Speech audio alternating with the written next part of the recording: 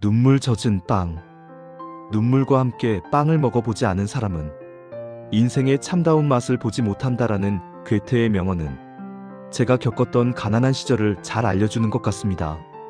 아버지는 옷수선 및 세탁소를 하셨고 형편이 안 좋아서 학고방이라고 하는 판자집으로 이사를 몇 번 하셨다고 합니다. 제가 태어난 집은 널빤지를 붙여서 만든 방이어서 여름에는 덥고 겨울에는 엄청 추웠다고 합니다. 10월 하순내가 출생할 당시 다른 방에 계모 할머니와 어린 고모가 살고 있었는데 어머니 방은 들여다보지도 않고 아기가 태어났는데도 아무도 도와주지 않아 어머니가 혼자 저를 낳았습니다. 저는 아기 때부터 초등학교 때까지 병치레를 많이 했으며 아파서 병원에 가면 저는 안 들어가려고 발버둥 쳤고 의사 선생님이 철수 왔냐 하고 사탕으로 달래며 주사 맞고 집에 왔습니다. 아버지는 옷맞춤 가게로 바꾸면서 장사가 그런대로 잘 되었고 돈을 모아야 함에도 저녁이 되면 아버지 친구들을 가게로 불러서 술을 마시며 담배 피우고 노래 부르고 술 파티하는데 돈을 다 쓰시고 연회가 끝나고 나면 이유도 없이 저를 몽둥이로 때렸습니다. 하루 이틀도 아니고 매일 생활이 일상이 되었습니다. 그때 나는 어른이 되면 절대 술, 담배 안 할 거야. 늘 다짐을 했습니다. 초등학교 때 육성회비를 항상 늦게 냈는데 선생님께 혼나면 얼마나 창피했는지 모릅니다. 가세는 점점 기울어졌고 서울 중심에서 여러 곳 살다가 서울 변두리로 이사를 수없이 많이 다녔습니다. 화장실에 가면 손가락만한 바퀴벌레가 날아다녀서 볼일 보기가 힘들었던 집, 외할머니와 우리 5 식구가 서로 반대로 폭에서 자던 작은 방, 작은 바퀴벌레가 우글거리던 집, 옆 가게가 자장면 가게인데 매일 저녁이면 장사하고 남는 자장을 받아서 밥을 말아 비벼 먹었던 그런 생활을 하면서 저는 차비를 아낀다고 심리사킬로 길을 걸어서 학교를 다녔습니다. 제가 중학교 옆에 있는 같은 재단 사립고등학교 입학시험에 합격했으나 중학교 마지막인 졸업식 날 운동장에서 담임선생이 내게 찾아와 등록금 3만 원을 내라고 몽둥이로 머리를 내리치고 발로 걷어차 눈물을 움찔움찔거리며 졸업식을 마치고 집에 왔습니다. 아버지는 방문 판매원으로부터 카세트를 3만 원에 사라고 권유받아서 카세트를 샀다고 하니 마음은 더욱 뭉그러졌습니다. 설마 정말 내 아버지가 맞나? 남들은 어떻게든 자식들을 고등학교에 보냈는데 3만 원이 없다고 학교를 못 가게 하다니 실망이 컸습니다.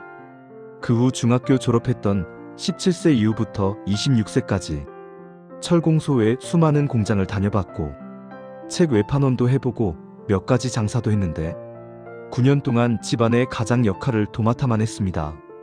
아버지는 장사가 안 되어 문을 닫았고 매일 술로 세월을 보냈습니다. 철공소나 공장은 잔업과 철야 근무가 많아 체력이 약한 나는 너무 힘들었고 간해수 공업하는 곳은 월급을 제때 주지 않았으며 돈을 못 받은 적도 있었습니다. 하천정비 사업하는 곳에서 아버지와 같이 리어카로 흙을 실어 나르는 일을 한다라면 쌀 한 포대를 받아와 낀 일을 해결하기도 했습니다. 어느 추운 겨울 리어카에 귤을 실어 장사하려고 시장에 갔으나 여기저기 귤 장사들이 많았으며 물건이 많은 다른 장사꾼이 저렴하게 파는 바람에 저의 장사가 안 되더군요. 마음속 깊이 눈물 흘리며 우리 귤이 맛있고 쌉니다. 남는 물건은 떨이로 팔아요 외치며 밤늦게까지 물건을 팔고 집에 돌아왔습니다. 어떤 날은 리어카로 도자기 컵을 도매로 사서 길거리에 펼쳐놓고 장사를 하면 단속반 사람들이 어떻게 알고 찾아왔는지 치우라면서 컵 여러 개를 깨고 갔습니다. 그대로 주저앉아 마냥 울었습니다. 불법 노점상 단속이 있는 날은 장사를 접어야 했고 장사하며 배가 고파 빵을 먹고 있다가 갑자기 단속반이 나오면 허둥지둥 물건을 주워 담고 도망 다녔으며 숨어서 눈물 젖은 빵을 먹기도 했습니다. 먹고 살겠다고 아등바등거리며 살 때 괴테의 명언이 생각났습니다. 그 누가 이런 심정을 알아줄까요? 지난날 생각하며 이 글을 쓰는 내내 눈물이 흘러내려 글을 써야 하나 고민을 했습니다. 저는 20살 때 난 왜 이렇게 살아야 할까 좀 편하게 살아갈 순 없을까? 가난에서 벗어나게 해달라고 울면서 기도를 많이 했습니다. 그리고 시인이 되고 싶다고 기도했습니다. 어려운 형편의 시인은 무슨 시인? 그거에서 뭐 할 건데? 시인은 아무나 되나? 그 당시에는 마음을 시로 표현해서 나를 달래고 싶어서 그런 생각을 했던 것 같습니다. 그 후 26살 때 차트 학원에서 3개월 배우면 취직해준다는 신문 광고를 보고 찾아갔습니다. 3개월 동안 차트를 배웠고 학원 원장의 도움으로 모 청사의 고용직으로 취직이 되어 6년을 성실하게 근무하였으며 월급은 살림에 모두 사용되었고 결혼 전 은행에서 500만 원을 대출받아 반지하 전세를 얻어 결혼 생활을 시작하였고 맞벌이로 살다가 저의 노력으로 모 공기업에 취업해서 나름 안정된 삶을 살면서 아들 둘을 낳아 키웠으며 결혼 후 10년 만에 아파트 분양받아 입주를 하였고 회사 생활 30년 만에 정년 퇴직을 하였으나 퇴직하기 2년 전 성격 차이로 이혼하고 혼자 지내고 있습니다. 퇴직 이후에는 뭘 하며 지낼까 생각했습니다. 내가 하고 싶은 것이 뭘까? 내가 20살 때 꿈꿔왔던 시인이 생각났습니다. 기타, 캘리그래피, 사진 찍는 기술 등을 배우고 싶었고 하고 싶은 것들이 많았지만 시인이 되려면 어떻게 해야 할까 생각했습니다.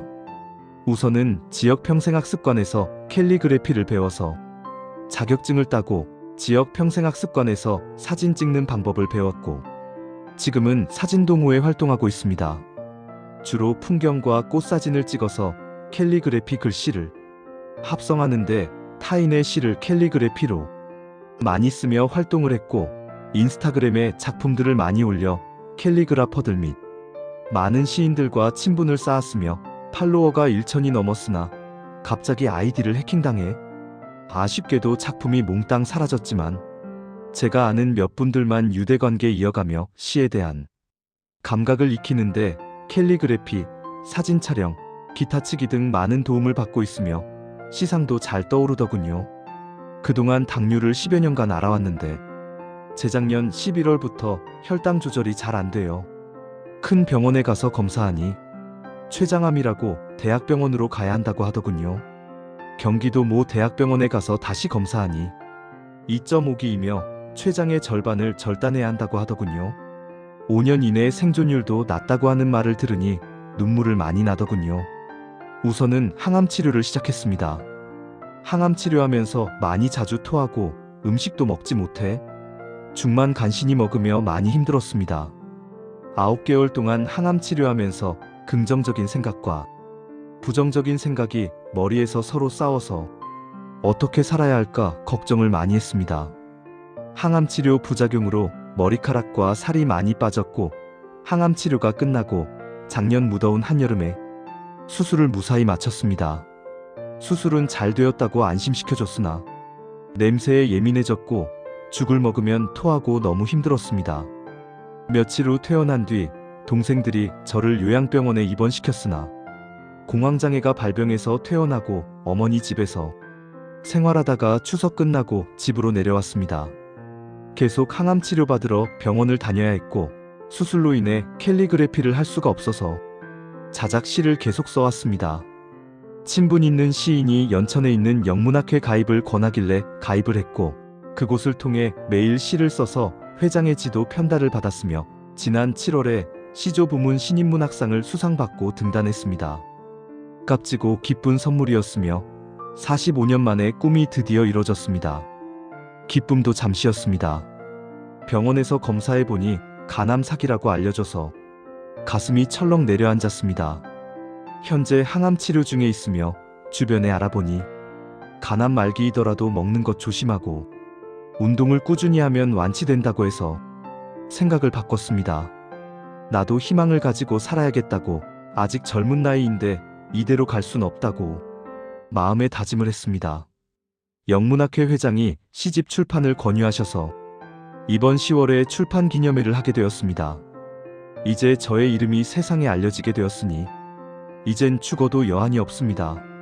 마음 아프게 했던 가난에 눈물 젖은 빵이 승리했고 소원이 이루어졌고 오늘날 저를 살게 하였습니다. 이 글은 얼마 남지 않은 나의 삶을 돌아보며 작성한 글인데 생활수기 공모전에서 금상을 받게 되었다는 기쁜 소식을 전합니다. 제게 도움을 주신 주변의 모든 분들에게 감사의 말씀을 전하고 싶습니다. 저를 응원해 주세요. 감사합니다.